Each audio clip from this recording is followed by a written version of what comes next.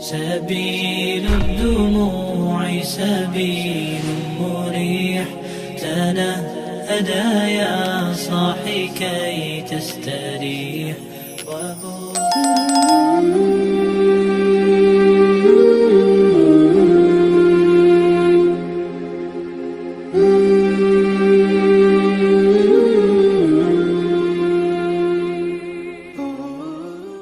Bismillahirrahmanirrahim.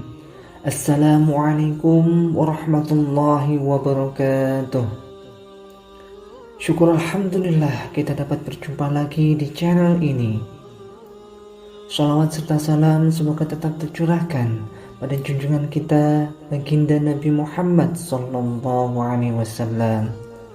Allahumma shalli ala sayyidina Muhammad wa ala ali sayyidina Muhammad.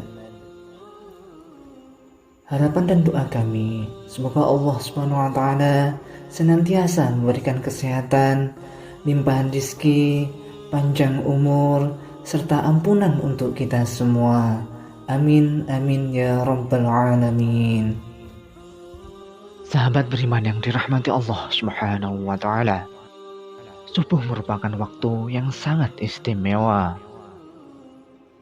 Waktu di mana terjadi pergantian malam ke pagi hari, dari gelap menuju terang.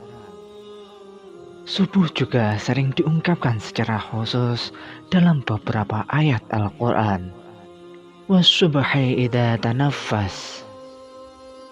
Dan demi waktu subuh, apabila fajarnya mulai menyingsing. Quran Surat At-Tahwir ayat 18. Qul a'udzu birabbil falaq.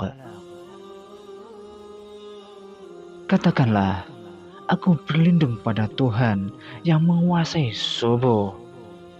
Quran Surat Al-Falaq ayat 1. Jika sahabat sering bangun pagi dan mendengarkan azan subuh, tentu sahabat akan mendengarkan As-salatu khairum minan naum. As-salatu khairum minan naum. Yang artinya, sholat lebih baik daripada tidur. Sholat lebih baik daripada tidur. Di mana kalimat tersebut tidak terdapat pada azan di waktu sholat-sholat lain. Dalam kalimat tersebut, Allah memberikan isyarat kasih sayang pada hambanya, di mana waktu tersebut diperintahkan untuk menjalankan sholat subuh. Allah menegaskan bahwa sholat subuh itu lebih baik daripada tidur. Waktu subuh sendiri memiliki banyak kejadian besar dan keistimewaan, yaitu pertama, disaksikan oleh para malaikat. Wahai sahabat, subuh begitu istimewa bagi umat Islam, sehingga Allah Subhanahu wa ta'ala menurunkan perintah sholat subuh. Sebagaimana firman Allah Subhanahu wa ta'ala dalam Al-Quran Surat Al-Isra ayat 78. Dirikanlah sholat sesudah matahari tergelincir sampai gelap malam, dan dirikanlah pula sholat subuh.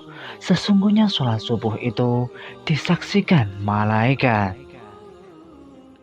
Orang-orang yang menjalankan sholat subuh akan mendapatkan perhatian oleh Allah Subhanahu wa ta'ala pada hari kiamat kelak. Dikarenakan berkumpulnya para malaikat malam dan siang di waktu tersebut, di mana para malaikat melaporkan langsung kepada Allah Subhanahu wa ta'ala apa saja yang dikerjakan hambanya di waktu subuh, dan mendoakan kebaikan bagi mukmin yang menjalankan sholat subuh. Yang kedua adalah salah satu penyebab masuk surga. Wahai sahabat, terkadang kaum mukmin lalai dalam menjalankan sholat subuh, lebih memilih untuk melanjutkan tidurnya daripada bangun untuk melaksanakan sholat subuh. Orang yang menjalankan sholat subuh tepat waktu, baginya akan menjadi jalan masuk surga. Sebagaimana dalam sebuah hadis mengatakan, barang siapa yang mengerjakan sholat fardain, yaitu subuh dan asar, maka dia masuk surga. Hadis riwayat Imam Bukhari dan Imam Muslim. Yang dimaksud hadis ini adalah sholat berjamaah. Kemudian yang ketiga adalah salah satu penghalang masuk neraka. Sholat subuh yang memiliki jumlah rakaat yang paling sedikit dibandingkan sholat wajib lainnya, terkadang menjadi sholat terberat bagi setiap umat muslim. Bagi yang menjalankan sholat subuh, baginya dapat menjadi penghalang masuk neraka. Sebagaimana yang disampaikan dalam sebuah hadis, sekali-kali tidak akan masuk neraka orang yang mengerjakan sholat subuh sebelum matahari terbit di ufuk timur. Hadis riwayat Imam Muslim dan Imam Abu Dawud. Selanjutnya yang nomor 4 adalah berada dalam jaminan Allah Subhanahu wa Ta'ala. Barang siapa sholat subuh, maka dia berada dalam jaminan Allah. Hadis riwayat Imam Muslim.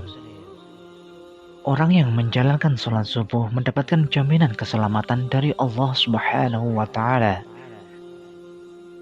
Allah akan memberikan perlindungan sepanjang hari tersebut, membuat hari menjadi lebih bersemangat dan terhindar dari rasa malas. Lalu, yang kelima adalah pahala seperti sholat satu malam. Wahai sahabat, barang siapa yang menjalankan sholat subuh berjamaah, Allah memberikan keistimewaan berupa pahala seolah-olah orang tersebut menjalankan sholat sepanjang malam. Sebagaimana sabda Rasulullah SAW, dan barang siapa yang sholat subuh berjamaah, maka seolah-olah dia sholat seluruh malamnya. Hadis riwayat Imam Muslim. Yang keenam adalah bercahaya di hari kiamat. Bekas wudhu dan langkah kaki orang yang menjalankan sholat subuh berjamaah akan menjadikan cahaya di hari kiamat kelak. Kelak itu akan membedakan dengan umat lainnya dan menjadi jalan mendapatkan syafaat dari baginda Nabi Muhammad SAW. Sebagaimana sabda Rasulullah SAW, berikanlah kabar gembira kepada orang yang banyak berjalan dalam kegelapan, yaitu Isya dan subuh, menuju masjid dengan cahaya yang sangat terang pada hari kiamat kelak. Hadis riwayat Imam Ibnu Majah dan Imam At-Tirmidzi. Kemudian yang ketujuh adalah lebih baik daripada dunia dan seisinya. Sholat subuh dianggap sebagai amalan yang terbaik, melebihi dunia beserta isinya. Sebagaimana sabda Rasulullah SAW, 2 rakaat sholat subuh itu lebih baik dari dunia beserta isinya. Hadis riwayat Imam Muslim dan Imam Ahmad. Yang kedelapan, melepaskan 3 ikatan syaitan. Wahai sahabat, ketahuilah, syaitan senantiasa menjerumuskan manusia untuk menjauhi perintah Allah. Sholat subuh dapat melepaskan diri dari tipu daya syaitan. Syaitan membuat 3 ikatan di tekuk salah seorang dari kalian ketika tidur di setiap ikatan. Syaitan akan mengatakan, malam masih panjang, tidurlah. Namun, jika dia bangun dan berzikir kepada Allah, lepaslah salah satu ikatan. Jika dia berwudu, lepas lagi 1 ikatan. Jika dia kemudian mengerjakan sholat, lepaslah ikatan yang terakhir. Kemudian yang kesembilan adalah terhindar dari kencing syaitan. Syaitan senantiasa mempunyai cara untuk menyesatkan manusia. Mereka tidak pernah lelah menggoda manusia dari segala penjuru. Mereka melakukan tindakan agar manusia menghindari perbuatan-perbuatan yang baik.